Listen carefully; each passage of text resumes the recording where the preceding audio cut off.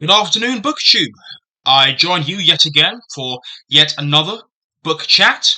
I have at long last completed Dermot McCulloch's Mammoth History of Christianity, a book which I have had on my shelf for at least a couple of years now, and only just gotten round to reading in full. And boy am I glad that I did.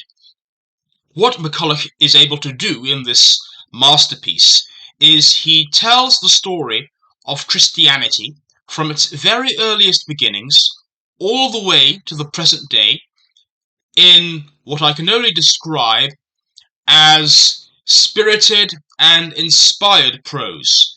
There really is personality behind the pen here. This is no dry academic work.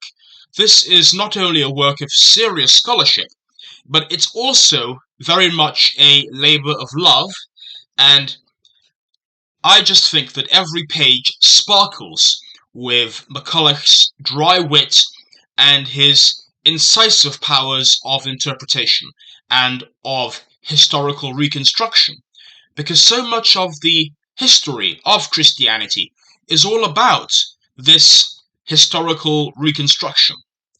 So many of the original primary sources that we have for this religion have quite simply disappeared. A large portion of them have simply been destroyed deliberately by people in the ancient world who didn't want the dirty details, the messy and complicated details of how Christianity actually emerged to come to light. So we are resting very much on the New Testament for the most part, and some scattered texts here and there. But McCulloch is able to reconstruct the history of early Christianity in a way that is quite simply spellbinding, considering how little material, relatively speaking, we actually have left. And in this magnificent narrative, McCulloch is able to combine an assured scholarly hand when it comes to the primary source authentication and explication with the storytelling abilities of a novelist. And that is why I so profoundly enjoyed my reading of this book. So McCulloch takes us all the way from the very, very beginnings of Christianity and how it developed and how it spread like wildfire in the wake of the teachings of the so-called prophet known as Jesus of Nazareth. And he comes to he discusses in great detail how this became an increasingly mass religion, an increasingly integral part of the social structure. And if I can just find a passage here which discusses this.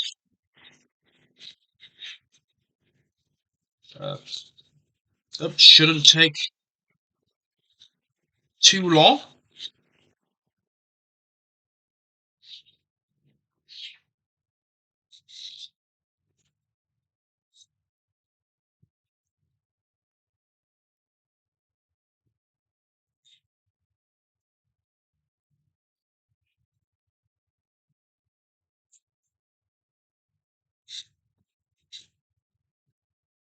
Oh.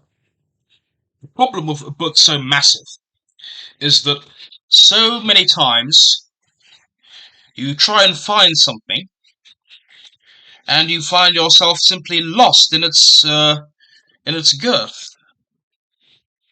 But I will find an appropriate page later. But what McCulloch is able to do in this is he is able to give us a thrilling account of how Christianity in its early years emerged. And if you actually look at the accounts of how Christianity at this time came together, it's very much a Darwinian, I would say, story of certain factions, certain tendencies, getting the upper hand in the fight to define the religion called Christianity. And from the very beginning, you had all sorts of dissent, all sorts of disagreement on what exactly Christianity was and should be. And Paul or Saul of Tarsus, as it was his original name, was instrumental in making Christianity the mass religion that it later became. A big part of his own agenda was aimed at making Christianity an acceptable religion, at making it more conformist. We have that famous verse from Corinthians, or First Corinthians, I should say, in which we are told that the duty of a Christian is to be subject to the authorities, because after all, the authorities are put there by none other than God himself.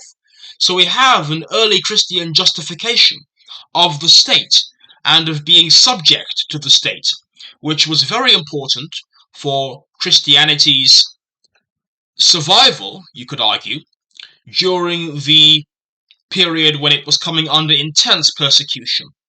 Because if the Christians of this time had been driven into violent confrontation with the authorities, in the way that you can imagine, say, the Jewish religion, in the way the Jewish religion did at this time, it's quite possible that Christianity would have been wiped out.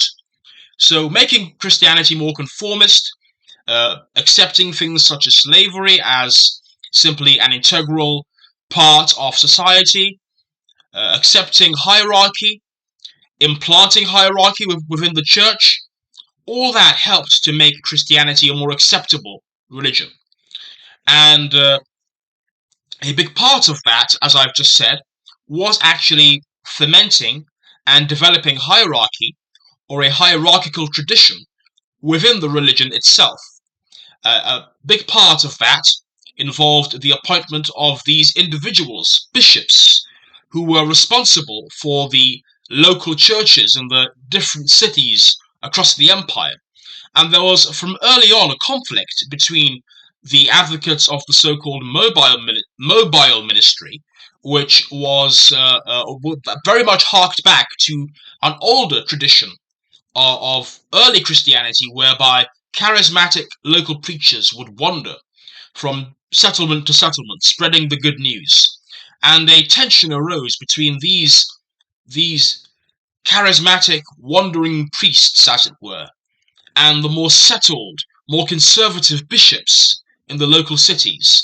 And what happened, which was fundamental to understanding the development of early Christianity, is that the hierarchy won out. The advocates of episcopacy, of bishops, of authority won out.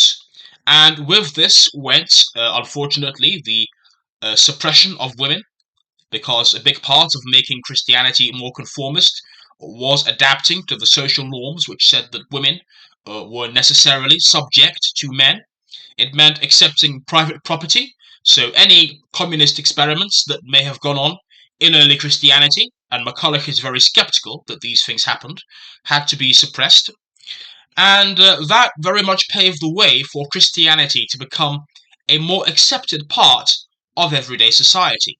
This at a time when already in the later centuries of the empire, official traditional Roman religion was coming under intense scrutiny, and more people were turning away from it. And we know that because we know that people were giving less offerings to the traditional gods, the temples of old had less visitors, people were turning to these new and strange religions like Mithraism, or the religion of the sun god. And they were turning away from this old Greco-Roman paganism towards a more personal religion.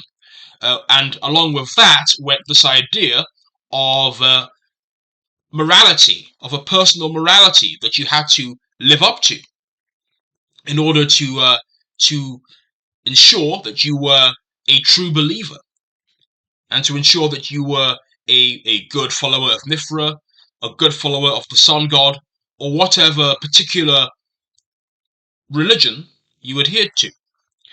So, in any case, even if there had been no Christianity, it's quite clear that there would have been a seismic shift in terms of religious practice that went on at that time. Now, one of the really enjoyable things about this book is how McCulloch gives us an idea of how man-made this religion really is. You can't read about the wrangling and the petty politicking between the different factions, such as the Arians, the Donatists, the Chalcedonians, the Melkites, the Monophysites, the Diophysites, and come out of this thinking that this is anything more than a man-made faith. And of course, people's self-interest, their jealousy, their pettiness, their egos, all of this very much gets in the mixture of what we call religion. And what we call Christianity developed out of that rather messy interplay of all of those different factors. Let's see if I'm more successful this time in finding a passage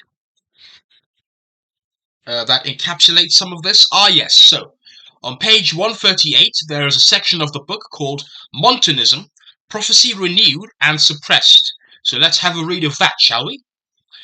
The disappearance of charismatic wandering Christian teachers or prophets and the assertion of the authority of bishops were probably sealed by the Catholic Church's confrontation in the later 2nd century with a movement known as Montanism, or the New Prophecy.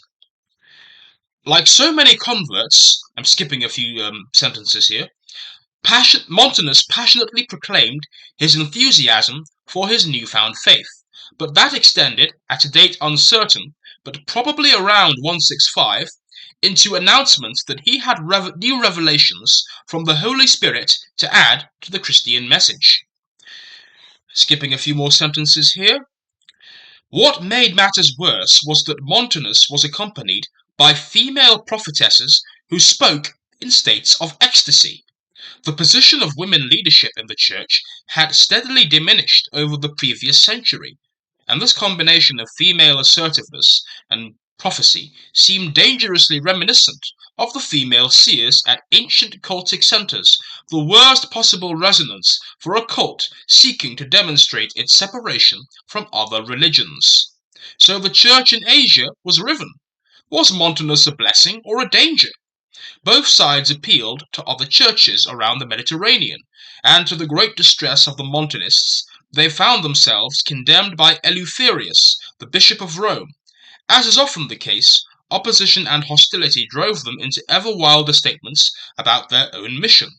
Their total and final exclusion from the Catholic Church by a council of bishops was sadly inevitable after this.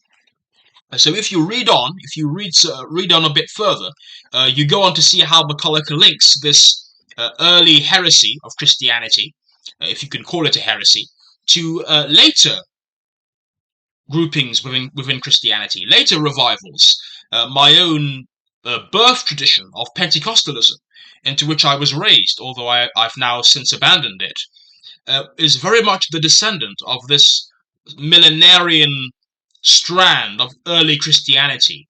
And you can see in it, with its emphasis on the spontaneous outpourings of the Holy Spirit and things of that kind, that it, in very many ways, it is the direct ancestor of a lot of the 19th and 20th century evangelical revivalism that we've actually seen in modern times.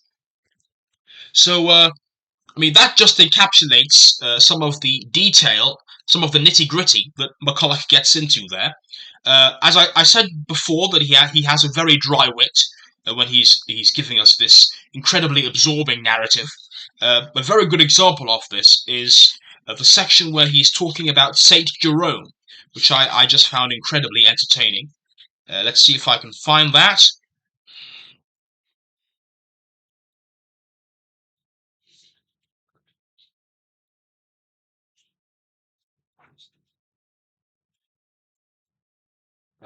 Saint Jerome. Huh. Oh. It's here somewhere.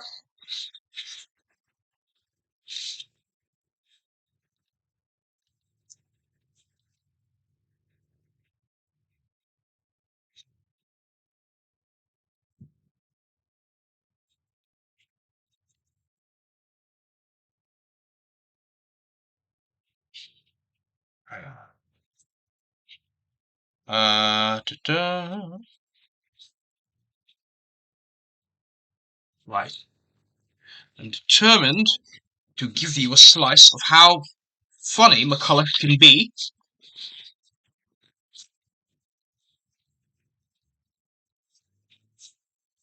And I wish this book was a little easier for me to navigate. I definitely had it here, marked out somewhere.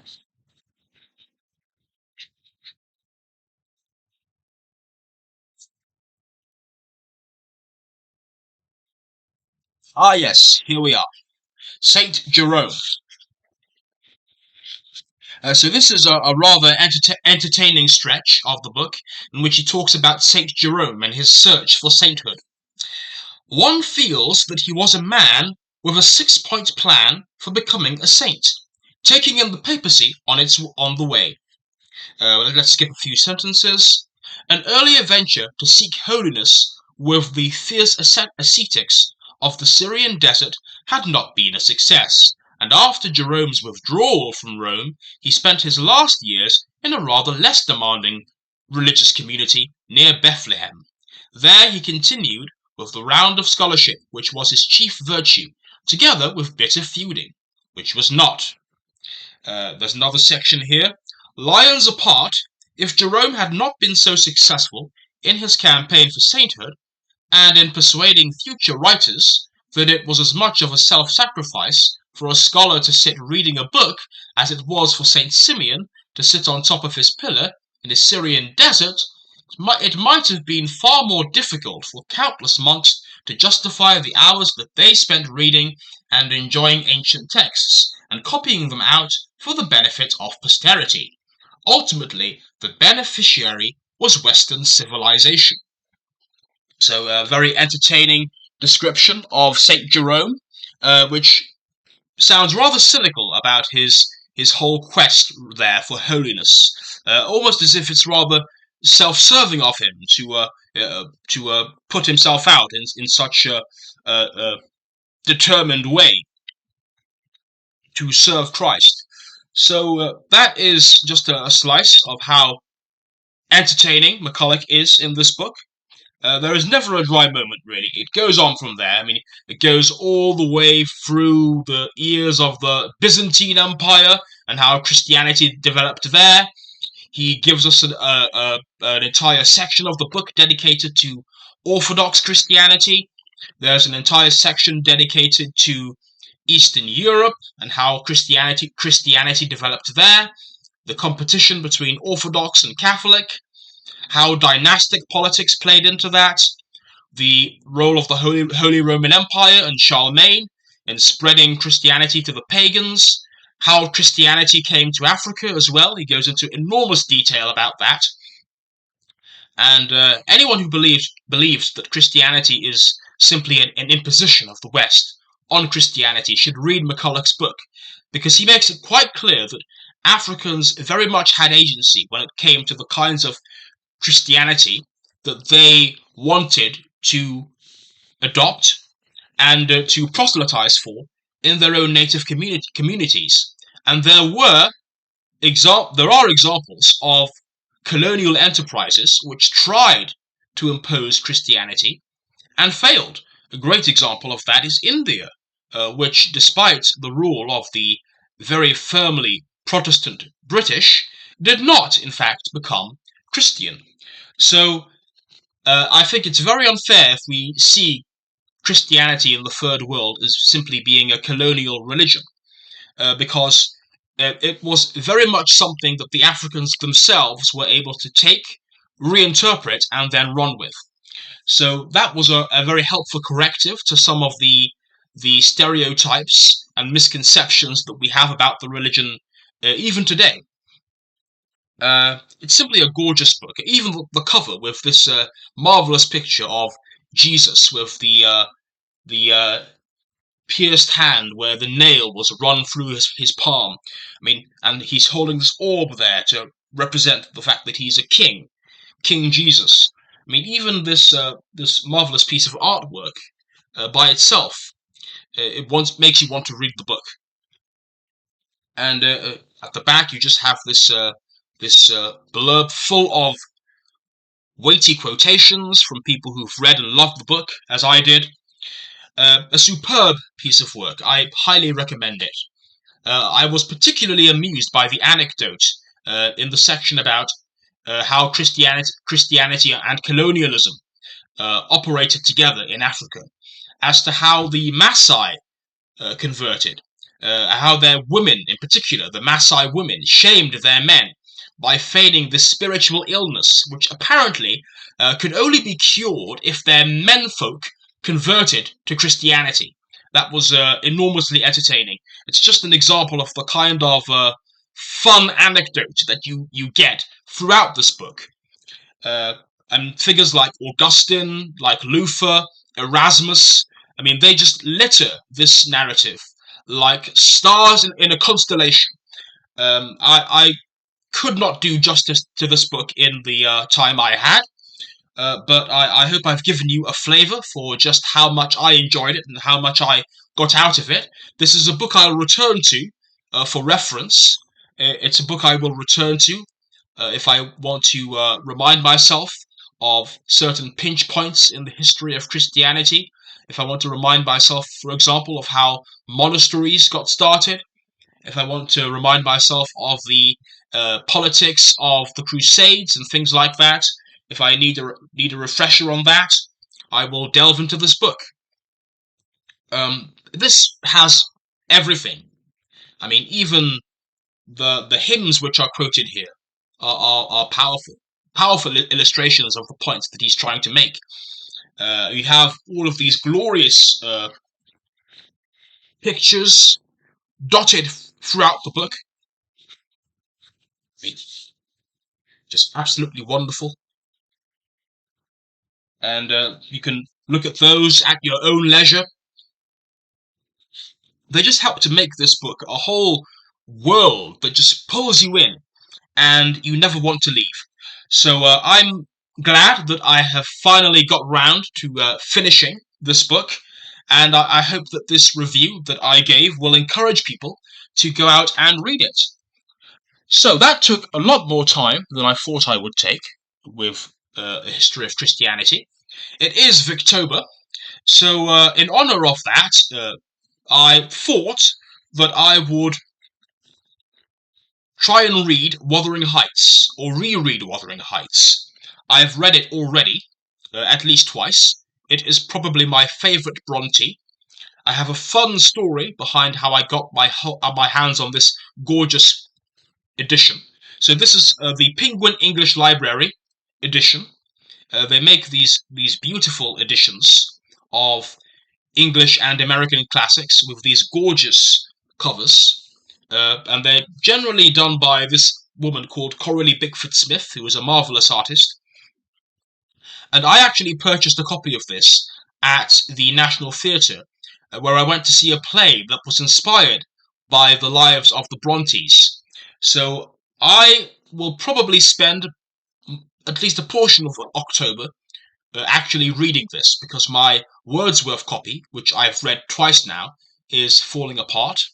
And as it is Victober, I do want to get involved and actually start doing some reading of Victorian classics. I don't want to set up a whole TBR just for Victober, but as I've been thinking about reading Wuthering Heights for some time now, rereading, I should say, I don't see why I shouldn't leap at the chance to read my new copy of Wuthering Heights, which has been lying on my shelf untouched for too long now. Now, in terms of my current reading, I have been making my way through The Will to Power by Friedrich Nietzsche. This is not, in fact, a proper book. This is a collection of notes that Nietzsche left behind after his death, or should I say, after he went mad, because for the last 11 years of his life he was a gibbering wreck of a man. And this is a compilation of all of the notes that he left behind after the end of his active writing life, which was put together by his sister with the help of a good friend of his, I believe Peter Gast, if I'm correct. Let me double check that. I believe it was Peter Gast who did that with Elizabeth Nietzsche.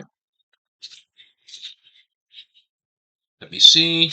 Just going to double check. I don't want to get my facts wrong.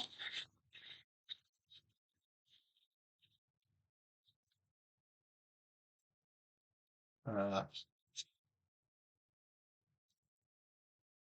yes, it was Peter Gast. His real name was actually Heinrich Kurselitz, but Peter Gast is a nickname that Nietzsche gave him. This is a book I started reading a while ago, and I've had it on my shelf for ages. I still haven't finished it. As I said before, it's not a proper book. It's an assemblage of works, assemblage of notes that Nietzsche made, uh, largely based on stuff he either read or stuff that popped into his head when he was out walking. As he famously said, the only worthwhile thoughts come when you're on a hike. This was his rejoinder to Flaubert, who insisted on the fact that thoughts only came when you were sitting down and you were at rest, and that you were when you were reflecting, meditating on the world and on the world and on yourself. For Nietzsche, this was anathema. This was essentially a bourgeois pessimist's view of the world. This was the view of an enervated wimp, essentially. And this wasn't to the liking of the rather masculine Nietzsche.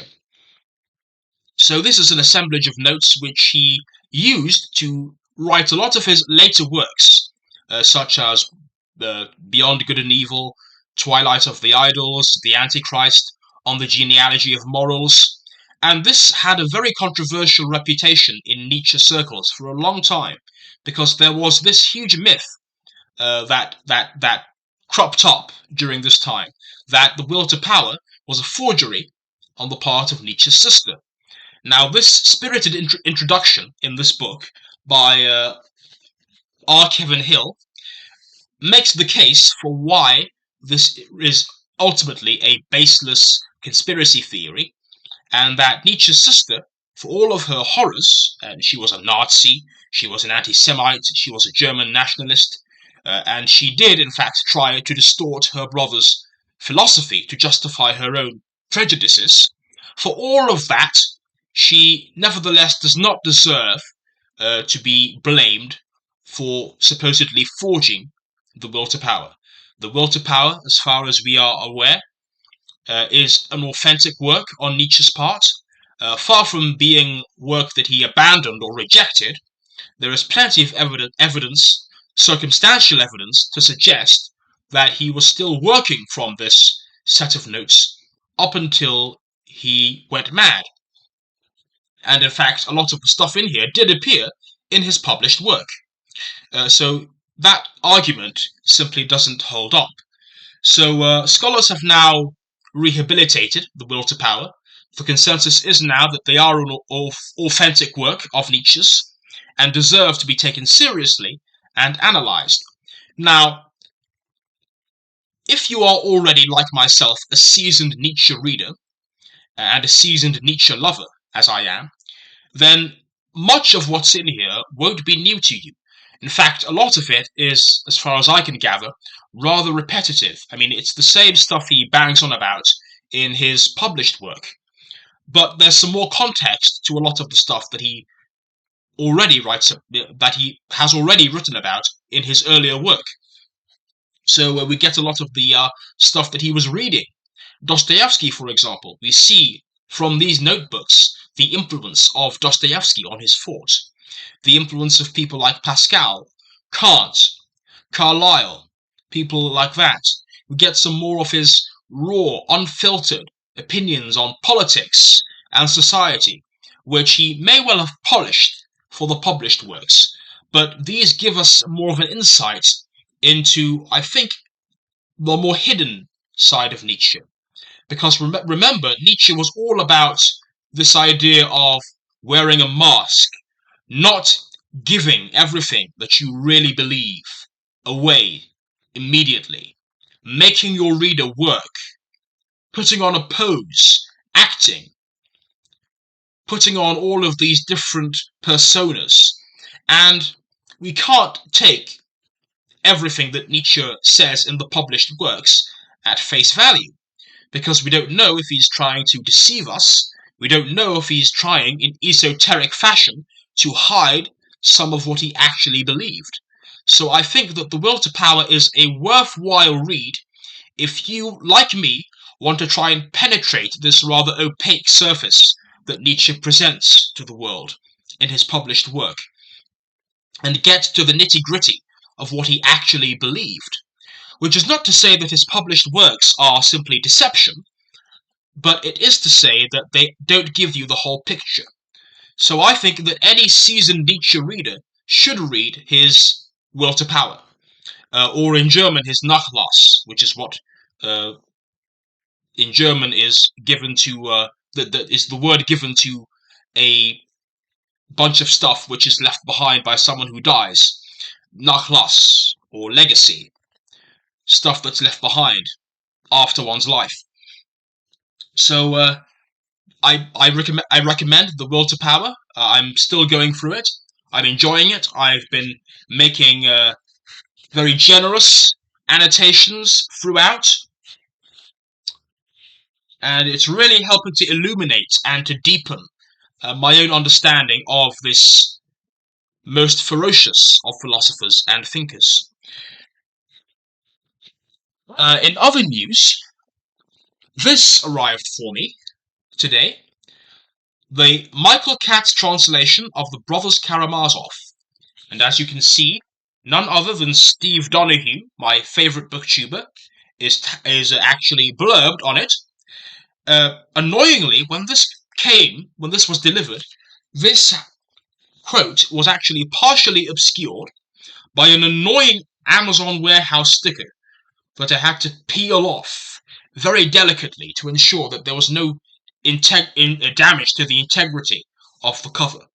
And as a result of that, I am now able to read the whole thing in full. Boy, am I looking forward to reading this. This is by far my favourite of Dostoevsky's novels. It's his best novel. It's probably his most powerful novel. There are so many layers to it. There are so many complexities to the characters, to the personalities, to the dialogue. This has been talked of by philosophers and by literary critics and by amateur Dostoevsky lovers for decades now. And with good reason, because it is such an inimitable piece of work. And Katz's translation is supposed to be the best translation of this book. So I will read this book in the coming months, and I will give you my verdict. This video has gone on for an awful long time, so I'm going to end things there. I'm glad you could join me today in this bookish chat. If you have anything that you'd like to discuss further, that you think I haven't gone into enough detail about in this video, feel free to leave a comment below in the comment section, and I will try my best to get round to you. I will sign off for now. Hope to see you all again soon, BookTube.